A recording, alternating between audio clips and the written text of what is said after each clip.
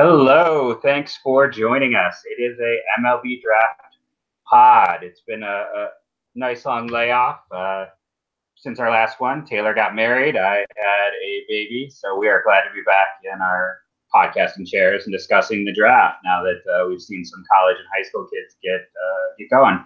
How you doing over there, Taylor?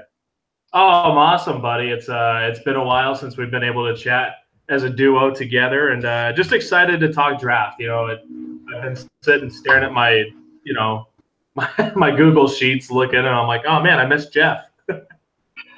Yeah, it's we haven't had that chance. It's just it's always hard since we are in opposite parts of the country, but hopefully now that schedules will slow down and we can figure things out. But yeah, it's the upside is I feel like unlike years past, the first month, while we do have some risers or fallers, it hasn't been quite as dramatic as we've seen in years past. I don't know if anyone's really had that jump up that sometimes we see in the first month of the year.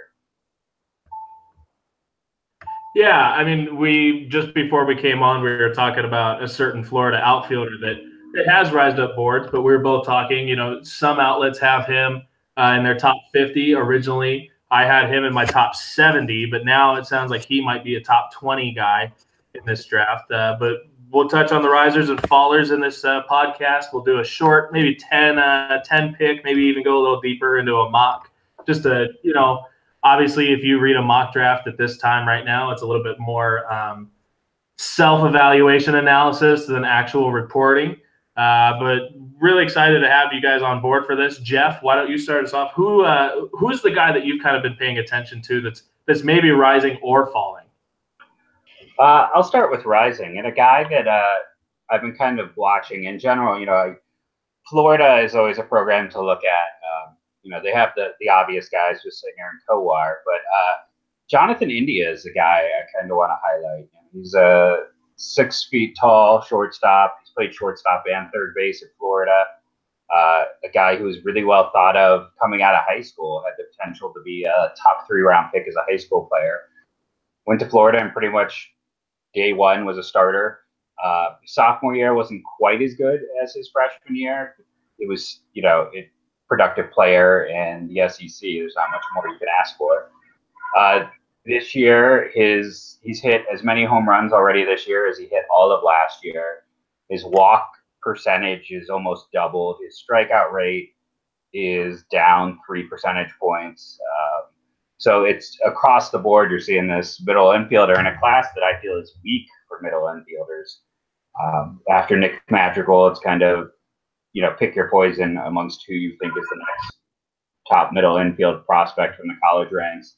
So Jonathan India is one of those guys who, with what he has done early, has really grabbed my attention because it's a weak position in this draft.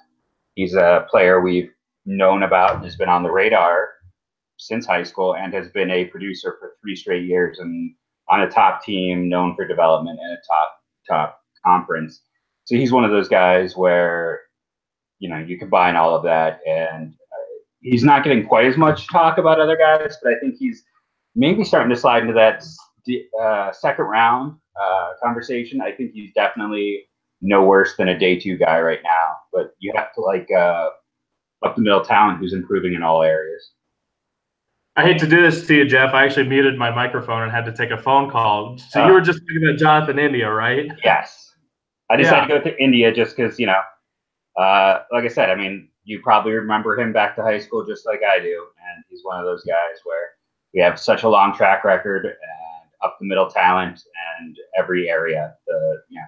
Better walk rate, lower strikeout rate, and more power. So that's why I think he's solidly in kind of that second, third round range.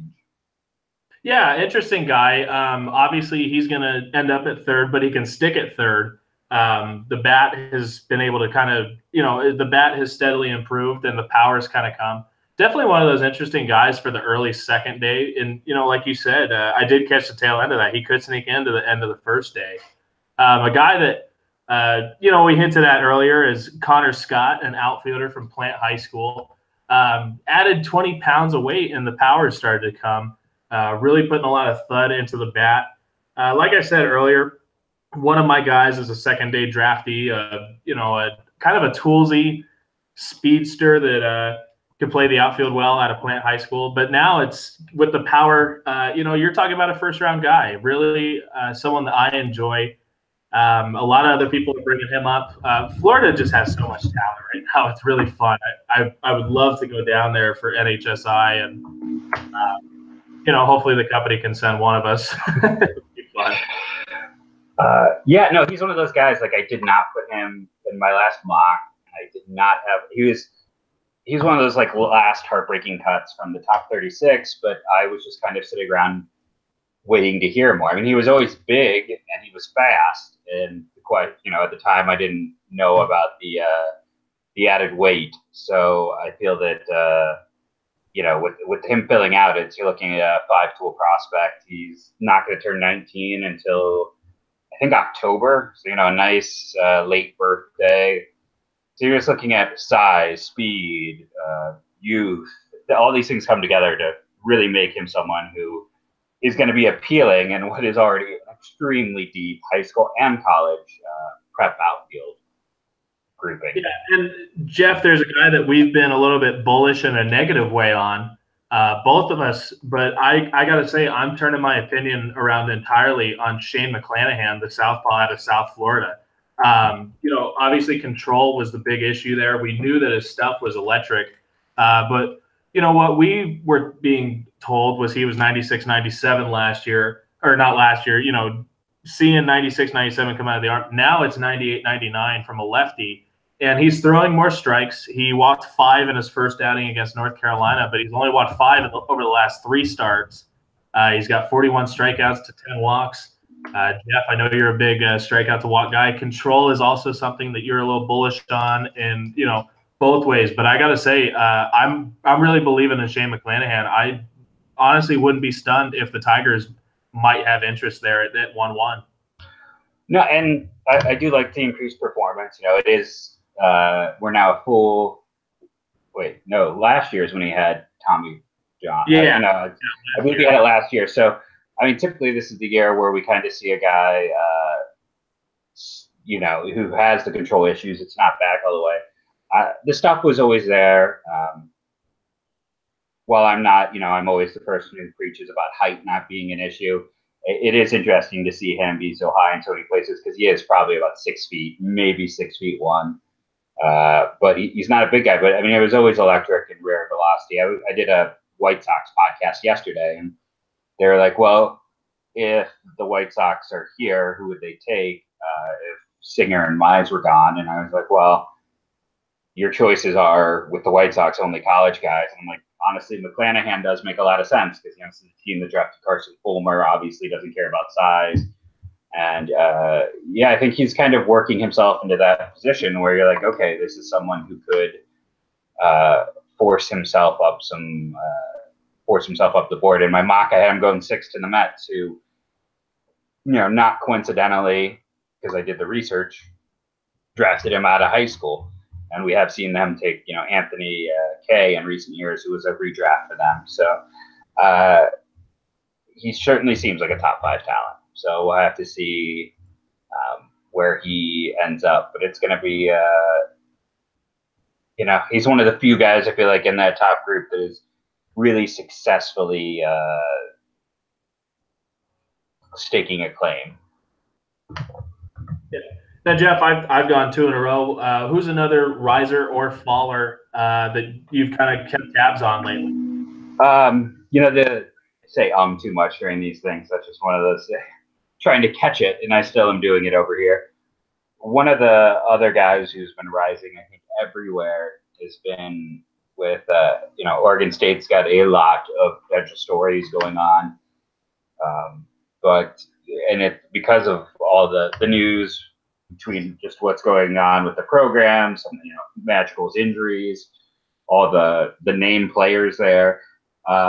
Trevor Larnach, we've established I can never do correctly pronounce things. I should probably like be a professional and like get the correct pronunciations.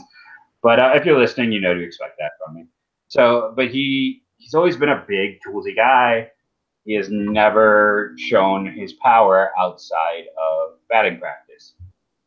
So we kept waiting for this kid to show the power you expected someone who's 6'4", 200 pounds. And through his first, 240 or so plate appearances, he had 3 home runs. Well, this year he's already up to 6. His walk rate, which was always good, is up. His strikeout rate is also up. It's always been, it's what we're seeing is more the norm. Like his strikeout rate is in the same park as Tristan Pompey or Travis Swaggerty. It's around there. So it's not obscene or anything like that, but it's high, but it's kind of what we're seeing is more norm high. Yeah, the power coming, and people are going to look at him and see that frame and that swing, and he's going to think he is legitimately, with some other guys like Griffin Conine struggling, Jeremy Ironman having some up and downs. We can go into those guys for the fallers, but I think Larnach, while India is probably more of a day, round 2, 3, I think, Guy, I think Larnach is pushing himself into that first round conversation at this point. Yeah, I agree. He's a guy that used to drive the ball into the ground. A lot of ground outs, but still a lot of thud behind the bat. So you knew that there was, power potential there. Now he's getting the ball in the air more, a lot of more line drives, still a little more straight through the ball. So hitting a lot of gaps, but with that power, you're talking about a less raw power kind of guy who, he's going to be able to play a corner at the professional level. Maybe he won't be a premier defender by any means, but, the bat's going to carry him. I definitely think Trevor Larnach or Larnach, and I apologize too that I'm butchering that name. Left-handed power is something you want, and I think he's a guy that's going to maybe not sneak into the first round. I think we can start talking about him as a first rounder if the performance keeps up. Yeah, I mean, he's going to get a lot of eyes too. I mean, that's a program with, obviously Madrigal is one of the the elite prospects. Caden Grenier was a pretty big name prospect in that same draft class. And those are just top of my head. I know it's a loaded team. There's a reason why they're one of the top teams in the country. So yeah, I mean, they're just there's going to be a lot of looks for them, and a lot of, he's going to get a chance to continually prove himself. So it's just a matter of continuing to do what he's doing at this point. Now, Jeff, we put out, I don't know, a week or so ago that we'd be doing a mailbag. Still getting questions for this mailbag, but let's just touch on a few. This is from Kevin C. Jimenez, who actually is an intern with 24/7 Sports here. He says, who's your favorite player out of the Big West? We both commented in short form. I realized I said the wrong name when you typed yours. I'm like, no, you're right. That is my favorite player. Like I started lazy, and then you said that, and I'm like, oh, yeah. I agree with Taylor. Right. It is lazy today. That is good. Jeff, who's your favorite player out of the Big West? I mean, I responded to him, Colton Eastman. It's just like the lazy response. I'm like, okay, yeah. But I think Big West, I just think about Fullerton. And so I won't steal your guy, though. I want to switch my answer to who you said now. I'm going to switch. But Colton Eastman, probably second, maybe third round selection. He's been a strong performer there. Last year, Connor Siebold was the weekend starter for them, and he ended up being a pretty high selection. But I liked Eastman better last year, and I still like the profile. Fullerton's gotten off to a rough start this year, but when you look at it in Eastman, he's just been highly productive in his time in the conference. So it's probably second, maybe third round pick if everything continues to go. I mean, he's got prototypical height, and you can just see him being a solid mid-rotation type of arm. But what as much as I do like Eastman, your answer is the guy who intrigues me even more. Well, I've changed my answer, surprisingly. My favorite guy in the Big West is Christian Koss, who's actually a sophomore at Irvine. He's a shortstop. But if we're talking draft eligible guys, I still changed my answer, and it's going to be the second baseman, Jarren Duran out of Long Beach State.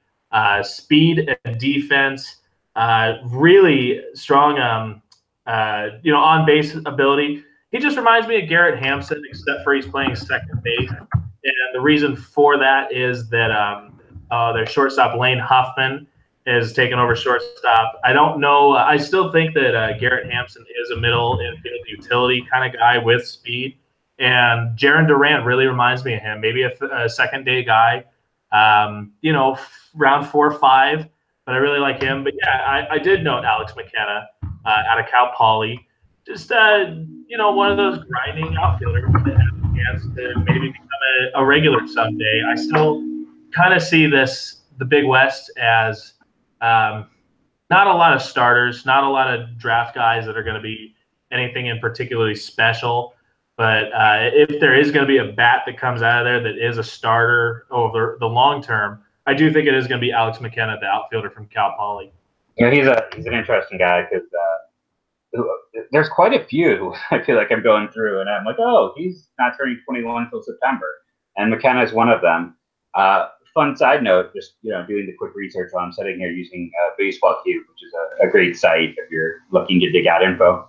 In 2015, the Twins, after the 10th round, drafted and failed to sign both Eastman and McKenna. So they wow. yeah, the Twins had them both. But yeah, no, McKenna's one of those guys. He's just highly productive. Like I said, the youth for his age. Probably more of an on-base guy, but he's even looked good in the tape and what we saw. Maybe not spectacular, but solid. Young, like I said, just the youth and everything.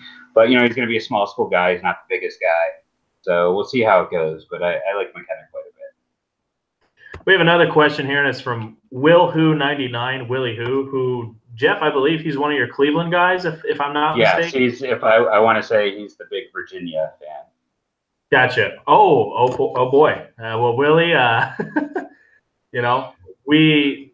we've gone based on recent success or lack of. The reason of our Virginia, maybe lackluster comments about Virginia have kind of been analytics. But I will say Jake McCarthy, despite the injury, has looked great for Virginia. And so has Pavin Smith from last draft. But Willie has asked, do you think we will value college relievers differently after seeing the prices on bullpen arms rise the past few seasons? We both commented, but let's go into a little bit of length. Jeff, I'll start this. I did look at the success rate of college relievers. They do make it fairly often. They usually are 4A arms more than anything because they're not, a lot of these guys that are throwing really hard with that relief profile kind of item are starting in college. And it usually is, a lot of major league relievers were starters all through the minors and all through college ball. But obviously, a college reliever that is showing success. One guy that we can note is Troy Rawlings from Taylor. I'm losing you. Oh. Do you have me now? Taylor, are you hearing me okay on your end? I am. Can you hear me? You're really cutting out. I just wanted to give the warning in there. I feel like we lost a lot of what you were saying there. Okay. Do you have me now? Yes, I do have you now. Okay. Wonderful. So we got through the question, right? We got through the Virginia. Yes, we got through the question, and then you were. Yes, we got through the question. Well, I'll just take what I said over the last minute and make it short. A lot of pro arms that are relievers were starters in college that at one point during the minors either went from starting to relieving in a relief role that ended up in the majors that way. A very key guy that I liked was Troy Rawlings of Washington, I believe 2 years ago. I think he was the closer of the year for the NCAA. And, ended up having arm injuries and never was able to sign beyond a quick contract and pitch an extended. So even one of the best relievers in the nation didn't have the success at pro ball that you like. Not that Troy had a chance; he had 2 Tommy Johns, so it's a little different story there. But Jeff, what do you think? Are we going to view college relievers any differently? I think we are viewing them differently, and I think we're viewing them as you don't go near them. They get overused a lot in college. You're seeing guys who go out and will throw 2 innings, and then the next day go out and throw 2 innings. The problem is when we just look at recent history. I believe both Birdie brothers, who are 2 of the bigger name ones in terms of like relievers, have had arm problems, and that's coming from a program like Louisville that actually takes care of their arms. I'm trying to think the TCU closer. Was it TCU from like last year? Was it last year or 2 years ago? We're just not guys. The whole point of drafting a closer was the idea of it. Oh, this guy can help you quickly, and we're not seeing that. And we're seeing a lot of, like I said, we're seeing relatively what feels like to me high rate of arm problems for guys who just are not being successful. And as you very aptly pointed out, most of the best relievers are failed starters. So if you're already starting with a reliever, yeah, occasionally you can go the other way, and there are guys who are relievers who turn into starters who weren't used properly. But if I was running a team, there's almost no way I would ever bother drafting a reliever. It's not there in terms of value, and most teams, you go through the top bullpens, it's going to be all field starters. I think, a few years ago, or more than a few, probably close to a decade ago, when you're seeing someone like, I think, Josh Fields, who's now with the Dodgers, I want to say, when the Mariners took him in round 1, and because they thought he'd be quick, or Ryan Wagner with the Reds. And we're just not seeing that. Even relievers who we think could be quick to the majors, they're not getting drafted as early as they would have 6-7 years ago. So I think we're kind of seeing a pushback against that type of player. Yeah, and kind of, I'm sure there's another case that I'm missing somewhere, but Houston Street might have been the last guy that really was the quick to the major success story as a reliever, drafted as a reliever. Obviously had a very successful career at Texas in the early 2000s, and was drafted, went straight to AAA after being, or AA and AAA after being drafted, and then started the next season with the Athletics, throwing 50 to 60 to 70 games for them. And obviously he's had a fantastic career. Age just kind of caught up with him, and the lack of velocity has kind of tagged him. But I think Houston Street was the last reliever that went in the first round that's really had success of that high caliber level that you want from a first rounder. But it's still an interesting question from Willie. We appreciate that. Obviously, if you're tuning into the podcast, send us questions. We'll get to them in the next upcoming podcast. Jeff, something that we talked about doing here was a quick mock draft. I just saw that you released your first mock draft or second mock draft here. Well, it's first of 2018. I mean, I did do one in the fall, but I always do one the minute the season ends for everybody whose team was eliminated. Like, sorry, you're not in the playoffs, but here's a mock draft. Yeah. Well, Jeff, I'm reading through. I released my mock draft. It was late January. So my mock draft is garbage at this point. It's just fun to have it. Yeah. But Jeff, yours is recent. Why don't we start with you? We'll start with the number 1 pick, Detroit Tigers at 1-1. Who do you think here on your mock? I don't know. Have you changed your mind in the last week? I have not. So, I mean, the process of making one of these, especially, I ended up doing a 43 selections. And it takes a while. It's not a quick process. So originally, I actually had Hankins at 1. But with news of his injury, I kind of pushed him down a bit. And then you're just looking for who could potentially go there. Singer and Mize are certainly possibilities because we know the Tigers love SEC arms. An athletic outfielder is always in play there if they want to go under slot. Middle infielders, not. We won't see them going anywhere near middle infielders if past history is any indicator. So, I mean, I went with Matt Liberatore just because left-handed pitching rises. He's one of those guys who it seems that every 2 months he's improving, he's getting better. Just a combination of what we've seen, the chance for 3+ pitches, and the constant improvement. And I feel like at this point, it's almost valuable when a guy isn't throwing 99. A recent track record of those flamethrowers has not been good 2-3 years after drafted. You know, it's the amount of injuries we see with those velocity spikes. I mean, I used to be the one saying, well, let's kind of look past it, but now there's too many for me to even look past. I get nervous with prep arms in general, to the point where, I mean, I do my big board just based on talent, but I'm starting to feel like if I was running a team, I would just have almost a distinct role. No high school pitchers in round 1. But you know, the Tigers love big arms, and I had them go with the big arm here. I'm going to go to something you touched on. It's the love for SEC pitchers, but I'm not going to go with the one that everyone kind of believes is in there, and Brady Singer. I'm not, and nothing against Brady Singer, but that it seems that there's just such a tear with him. He could go 1-1, and he is talented, but that delivery is just very it's scaring a lot of people off. I'm going to go with Casey Mize out of Auburn. And Jeff, you've been on the Casey Mize front since day one. He's been your number 1 on big boards since we started. He was number 3 on my big board.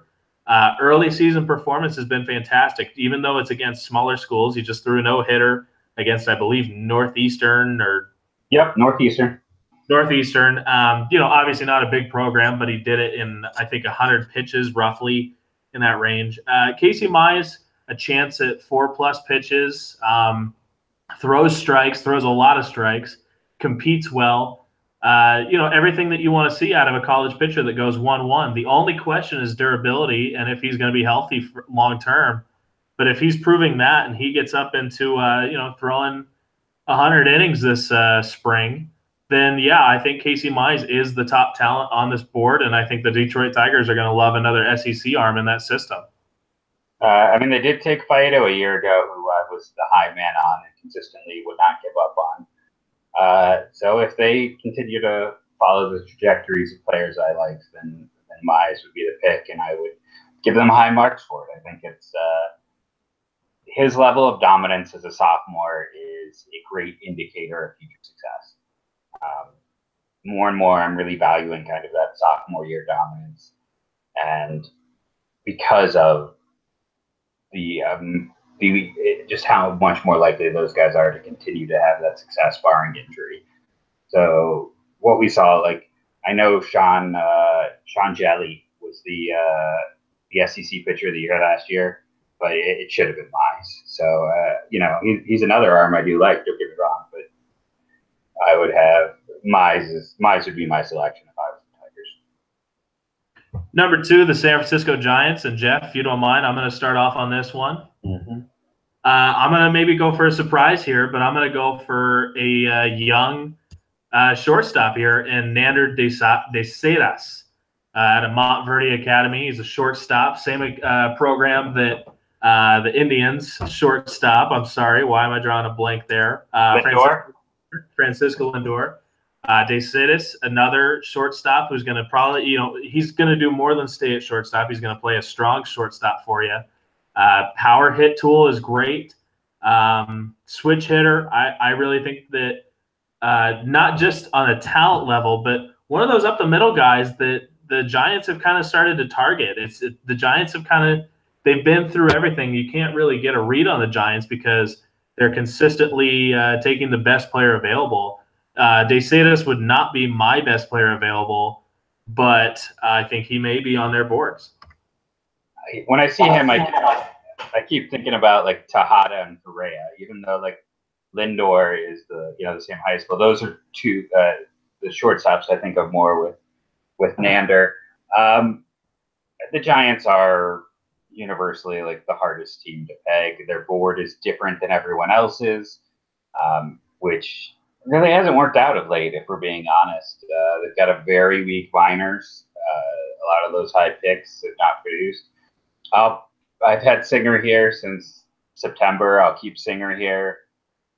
It just, it's great symmetry that, the Blue Jays drafted Tyler Beede, failed to sign him. He gets overhyped. People are talking about him as a potential 1 overall pick, and he ends up going to the Giants.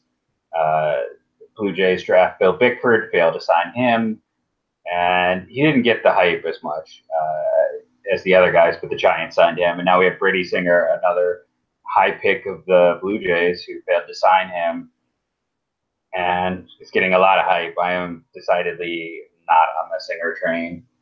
And the Giants have traditionally gone against me in drafts. We don't agree on things. So here's a guy that I'm not as high on. Giants have a history of taking guys that the Blue Jays couldn't sign and taking guys that I'm not big on. So Singer, easy pick for me there. The Philadelphia Phillies at 3. Jeff, who are you taking there at 3? I saw on your draft or on your mock draft that you have Casey Mize there. Especially now that they don't have a second or third round selection, it's going to be really interesting to see. This could be a spot where the Phillies go massively underslot just to save some money for later. I can't see them going with someone like Hankins. I don't see the prep route. They went pretty conservative a year ago with Adam Hazley. The Maniac was kind of a conservative prep player. It hasn't worked out great for them. The whole feeling for me in that draft, whenever we got intel from the Phillies, was they wanted a college player to step up and make them take that guy, and no one really stepped up, so they went with Moniak, who they liked. But I'm thinking it's going to be a college player. Mize is still on the board, so I'd put him there because he's one of those guys who's performing strongly. Look at the recent history. You're looking at a outfielder. I don't know if that's necessarily going to happen, but I do think college pitching is a very good chance here. I would stick with Casey Mize, but I would not be shocked if they went with I don't expect Shane McClanahan just because of the undersizedness, but a Ryan Rolson here, maybe Logan Gilbert, someone like that, especially a Jackson Kowar, even if they feel like they can save a few bucks to not have to use some of those later picks, just going heavy senior side. But I'll stick with Mize, just being the top player in this draft, in my opinion, and him still being there. I'm actually going to go a little bit on just traditional standards with Matt Klentak coming in, I think 2 years ago. This will be his third draft. He has taken 4 of the first 6 top 100 picks out of California, primarily out of Shane Bowers and Demarius Pittman's territory here in Southern California. I'm going to take a California shortstop, but probably not the one you're thinking of. In my mock, I had Bryce Terang there out of Santiago, but I'm going to switch it up, and I'm going to take a kid out of Elk Grove that is currently injured and is playing college ball for Oregon State. I think Nick Madrigal, the top bat, is someone that would make sense for the Phillies. They're a little bit conservative, and Nick Madrigal's floor is fantastic, and his ceiling is just as good. So I think Nick Madrigal, he's kind of the guy that he's going to be at the top of this draft no matter what. If size doesn't bother you, you're going to have him near the top of your board, maybe even at 1. If size does bother you, you're eventually going to look past it because the kid can hit. He's got a feel for power. There's a chance he can play shortstop. He's a second baseman because of Caden Grenier at Oregon State. But you never know. Obviously we're seeing what Jose Altuve is doing as a very short second baseman. Not to say that Nick Madrigal is Jose Altuve. It's a lazy comp. And if you hear that comp, I would definitely shy away from it a little bit. Maybe more of a Placido Polanco kind of player who did, I believe he played for the Phillies, if I'm not mistaken, for quite a while. And I think Nick Madrigal is a guy that would make a lot of sense for the Phillies. I could definitely see him there with their conservative view. I actually have sorry, I'm hearing myself in the background. Oh, let me turn it down a little. I had Madrigal going to the White Sox. As year ago, nobody seemed to have a board that was more similar than the White Sox with me. We had very similar views. Their top 3 picks were all guys that I think I was the high person on.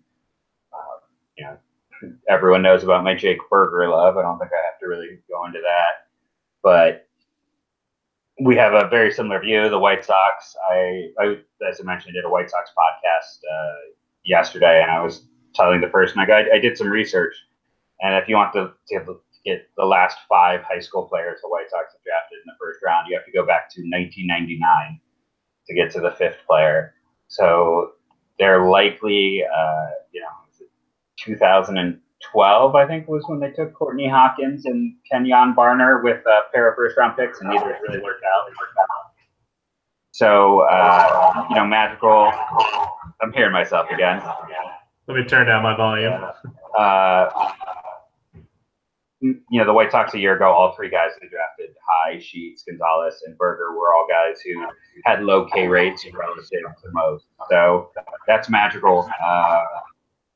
He can play short. My comp throughout has been Alex Bregman light. Not quite as big, but I like a lot of the hit tools and the ability. And he's going to be the number 2 player on my board next time I release one. And I don't care that he's been hurt. He just hits and hits and hits. Yeah, I feel the exact same way about Nick Magical. I don't care about the size at all. The hit tool is a plus, could be a plus, could be, he could be a 300 hitter at the major league level. Speaking ton. We're on the White Sox. Jeff, you said Nick Magical, you would put him with the White Sox. I'm going to kind of go into a velocity range, joining Michael Kopech, Reynaldo Lopez, Lucas Giolito. There's so many high velocity arms for the White Sox who are the best at developing arms. And I'm going to say Shane McClanahan. We talked about him earlier, already, triple digits as a lefty. One of those guys I think that is a developmental project that the White Sox would be more than happy to have. I think I can be that simple on that front. I agree. Yeah. And so Cincinnati Reds at 5. Jeff, I am drawing a brain fart here. I'm just looking for an athletic up the middle guy. And I can say I put Hankins just because he's, the last 2 years they've signed the guy with the biggest bonus in Green and Senzel. With not being afraid of bonuses, Hankins is, before his injury, was number 1 on, I think, every board outside of mine.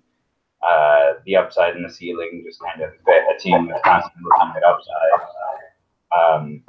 In terms of up the middle, it's like unless you're looking at Jared Kelenic as that kind of super athletic outfielder, or maybe even Bryce Turang. But for me at least at this point, I went with Hankins, just going, they're not afraid to spend early. They have the money, and they seem to like ceilings. I still have Matthew Liberatore on my board, so I'm going to stay there with him. Like you brought out, he could be the best talent in this draft. Very, very good lefty. The results outing to outing have been a little mixed. Velocity kind of dips. His arm falls off a little, or arm slot will fall down a little bit. But I think with his advancements, his athleticism, his overall repertoire, I don't think you can really skip him past that 5 spot. I think he's a top 5 pick without a doubt. Still on my board. He might be 1, he might be 2, might be 3, might be 4. I've got him here at 5 in our short mock, and I could be dead wrong. He could go way before this. Jeff, you have Shane McClanahan to the Mets. Are you sticking with that? At this point, I would stick there. They have had no problems drafting guys who are a little undersized. Justin Dunn comes to mind, and that same year they took Dunn. It's when they took Anthony Kay, who I mentioned, who was a redraft. We've seen what they like to do with velocity. Mickey Callaway, their new coach, is absolutely fantastic as a developer and a coacher of arms, and he will maximize Shane McClanahan if he gets up to the majors with them. And he's done. You look at the work he did in his time in Cleveland. Carlos Carrasco was one of those guys that comes to mind, where Carrasco's always been kind of a thinner guy, not a big guy. And honestly, there was a point where he got suspended for throwing at someone, came back and threw at someone. And I had Indians fans screaming at me that he should be cut, that he's just a head case and he's never going to get it. Well, Carrasco was a Cy Young candidate a year ago. So I feel like Callaway and the Indians did a great job in general. So I'm sure he would love seeing the velocity in someone like McClanahan from the left-hand side. We already talked about how good the performance has been. It's not like they're going to draft based on what their manager wants, but I'm just such a big Callaway fan that I had to give him some props. But performance, velocity, left-handed. He could easily, like we said, be in the contention at 1-1. I do think if the White Sox take an arm instead of a pitcher, he would be the guy at 4. So at this point, it's just he makes too much sense to not put him there. I have him off my board in my original mock. I did have McClanahan to the Mets, pretty much noted the same reasons. A guy I do have on my board is Brady Singer. The Mets do love big sliders, loud fastballs. It's really Brady Singer is just kind of the intriguing arm of this draft. Same thing happened with Alex Faedo last season, where he was hard to tag because he's an SEC arm, and everyone loves SEC arms coming from a big-time program that's had success. I'm going to keep the New York Mets and Brady Singer in that orange and blue. And like I said earlier, Brady Singer could be the best talent in this draft. It really just depends on if you love the delivery and if it's going to work long-term. I still, personally, I believe he's a reliever in the long run, which you would not want to spend a top 10 pick on. But I also, there is the potential that he could be the best out of everyone here. That leaves us to the San Diego Padres at 7. Matt Friars, if you're tuning in, hello. Good to have you on board. We miss you guys. We love talking with you guys. Leave David J alone. He's a nice guy. Jeff, who do you have to the Padres? Because I had Casey Mize there. Obviously, things have turned for me. Yeah, this is the point where I believe, I've been doing this all top of my head. I believe I had kind of a prep turn at this point in my mock. I believe I had them going with one of the many top prep arms in this class, or prep players in this class. Let me just nope, I lied. I did have them going with a prep player. And I had them taking Bryce Terang. He is a player at this point where we're just seeing over-analysis. People have seen him too long, and he's taken a hit for that. Preller, I always talk about the Texas method, which is take the best up the middle guy. I'm hearing myself again, dude. Oh, here we go. But we've seen the Padres mine California heavily in the past few years. We've seen them take pitcher after pitcher after pitcher. Maybe they go with the high school shortstop this time, and the player who's that up the middle talent who's been around for the only reason he's getting hit is that everyone has overseen him. Yeah, and to add to that, he was the number consensus 1 pick last year. The minute that the 2017 draft ended, everyone said, "Oh yeah, Bryce Terang is probably the top prospect for next year." We all knew about him. Very talented kid, and I'm a big fan of Bryce Terang. He's a local guy for me, just about 30 minutes down the road for me. I did get to see him recently. Looked fine, looked the part, everything. And like you said, he's one of those guys that's been picked apart. And for a lot of teams, they have picked apart these players in that sense, and they're going to continue doing that. It's just that we haven't as analysts, as opposed to a scout that's been looking at guys like Brady Singer for 6 years now. Even though he's in his 3rd year of college, he's been viewed at for a long time, and that's what's going on with Bryce Terang. For me in the Padres, I have Nolan Gorman, the top power bat, and I know that maybe power in San Diego isn't the most sensible thing, but tools across the board. He's a third baseman, but he's very young. A lot of upside on offense. You know, there's a chance he moves to first base, but I can't ignore what that offensive upside is. And AJ Preller had a guy like Joey Gallo, who had plus power. Nolan Gorman is showing that he can just have a serious authority at the plate, demands respect as a presence. And I really like Nolan Gorman, and I think that he would make sense for the Padres there. Jeff, the Atlanta Braves at 8. I know we have a strong Braves contingent following wise. I'm going to start this one, continuing with the arms, and I had a name here. Where's my list? I lost my list here.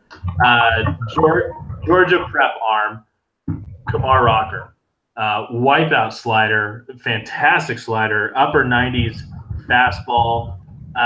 One of those guys that just would make sense for the Braves to continue adding for the future. And, you know, Kumar Rocker is going to be a few years out when a lot of these top pitching prospects are about to hit arbitration and free agency. Not that you draft for necessity at all, but adding that depth, another great arm that would make sense for that Atlanta fold.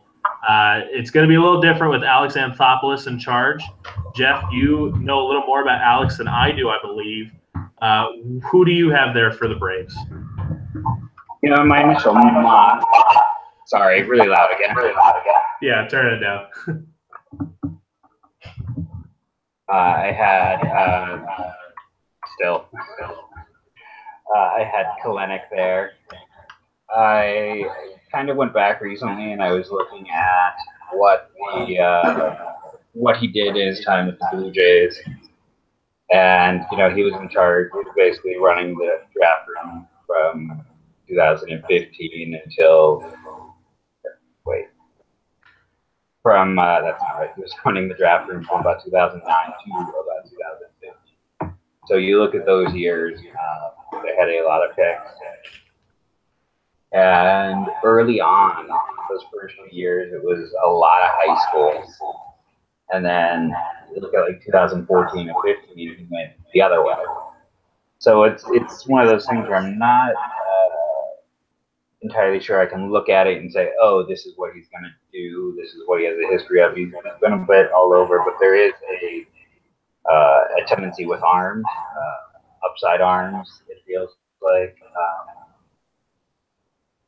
The drafting record early is not the best. I would also add it's been a lot of swings and misses.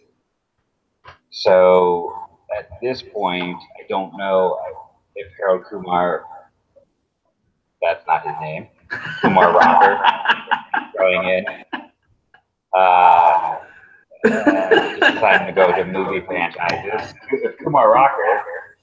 Wow, I apologize if anyone related to him is listening. That's a horrible mistake. Kumar Rocker is, you know, if he's going to go in the top 10 picks or not.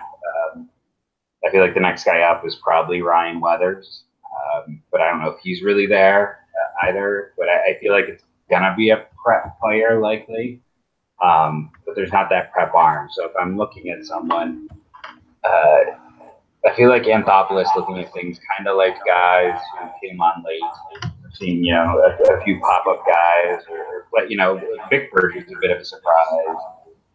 Tyler Beatty out of high school is a bit of a surprise. So let's kind of go a bit crazy. I'm going to change it from Kelenic to Connor Scott. We talked about it at the start of the podcast.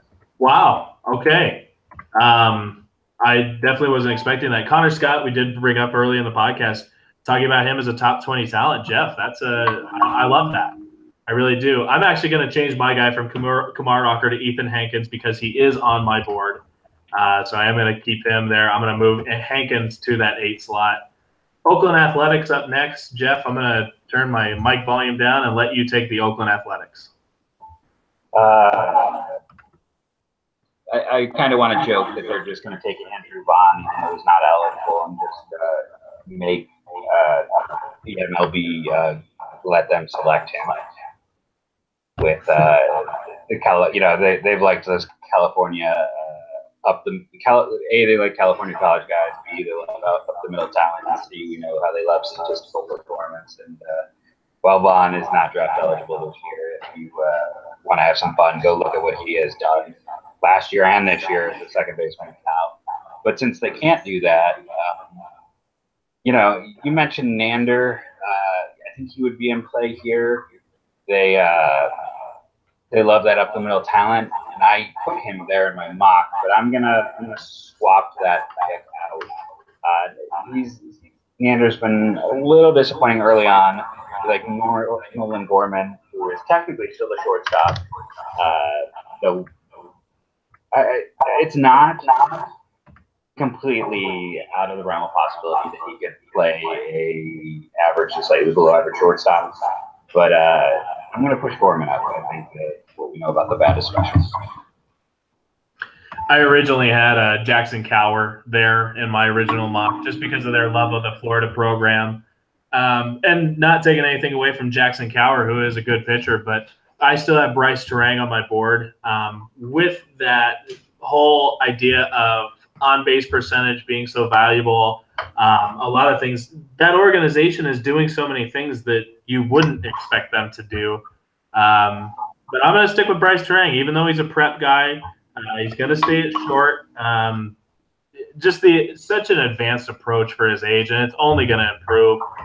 Even if his hit tool and power tool, if he's a 270 hitter with a 350 on base, and you know, he hits 15 home runs and plays great shortstop, I think he's a very fantastic top 10 draft pick, and I think he fits the mold there for Oakland. Yeah, I kind of like him a few times to Trea Turner. And if you go back on the Sonny Gray deal, and you can go back in their history, they do love shortstops who can run. So I think if he's on the board, it makes a lot of sense. Jeff, we're about to close it out here with Pittsburgh. I see here you have Nolan Gorman there for Pittsburgh. I originally had Matt Liberatore before he, took off. I'm a little bit at a loss here with Pittsburgh. I'm going to let you take it because I've just got to do some thinking here. It's a hard situation because I feel like we kind of have those top two arms and some uncertainty amongst the prep class. We saw Pittsburgh a year ago really heavily go with upside early, prep player after prep player, and they weren't afraid of someone like Cal Mitchell where the profile had slid a bit. I'm going to have them on Travis Swaggerty, though, and after saying all of that, Swaggerty, everyone's fallen in love with the production. Neil Huntington came from the Indians, who don't care about size. He's got the speed and the on-base skills, and I think he's kind of pushing himself into that top 10 discussion. So just in case of them sitting there and going, we're going to take the top productive college bat after Nick Madrigal. Yeah, I actually, as you were right before you said that, I wrote in Travis Swaggerty here on my spreadsheet. Yeah, he would make sense here. I actually think he has a chance to go higher, anywhere in the top 10. I think he is a top 10 pick.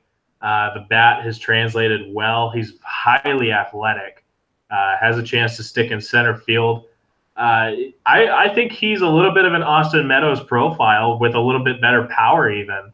And Austin Meadows, obviously, one of the top prospects in baseball, even despite some poor seasons and some, lackluster performance that have kind of been part of his altercations and adjustments to the game. But I think Travis Swaggerty is a lot like him. I think it would make a lot of sense for the Pirates to go there. Jeff, we went 10 picks deep. Let's keep it there. Let's leave it there. And I think we're pushing an hour here, so we'll kind of close it out. Jeff, any last remarks you want to touch on here before we close out? We're going to try to do this more often. We're getting lots of requests for it. Try to figure things out. As always, it's a work in progress. We appreciate patience and people working with us as we continue to develop the pod and the site in general. Yeah, and actually, we had a few name requests sent our way. One was from our intern, Kevin C. Jimenez, who we spoke about earlier. We're going to ignore that because he likes to play on names, and I'm not a big fan. We had Amateur Hour thrown at us, which I kind of liked. We had what was it, Catella something, whatever street, Cleveland's on there. Ontario, right? Yeah, Cleveland, Ontario was a good one.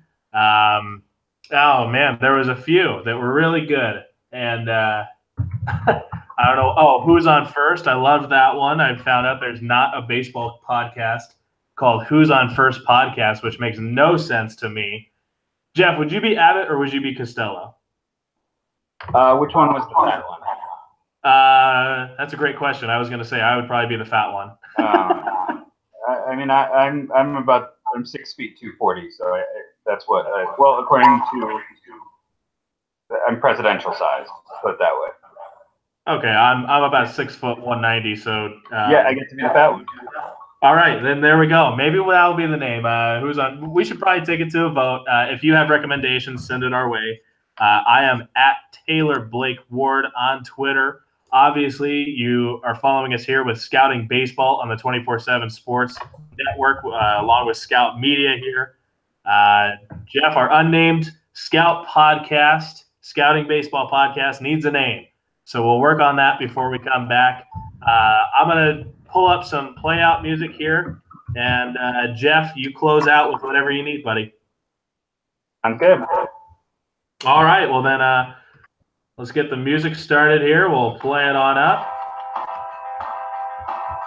And how about a little more Blink-182? It's always good to have the 90s, right? So thank you for having us on. Thank you for having us in your homes. We'll see you next time.